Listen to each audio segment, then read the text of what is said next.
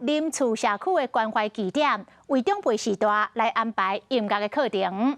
即天，老师带来一种新奇的乐器——音箏。这个长辈用过了后，拢感觉真熟悉。西湖乡林厝社区的关怀站，大家拢会安排无同课程，互时代多元学习。其中音乐课程，大家拢真喜意。安尼会当啊，大家熟悉也较欢喜，头壳较袂忘去啊哈。细汉哦无钱通学音乐啦哈，即马安尼传统啦，请这老师来教阮音乐安尼。音箏是一种简单的乐器，透过色水来分辨音调，唔但好看，嘛会当互时代真轻松，就会当了解安怎使用。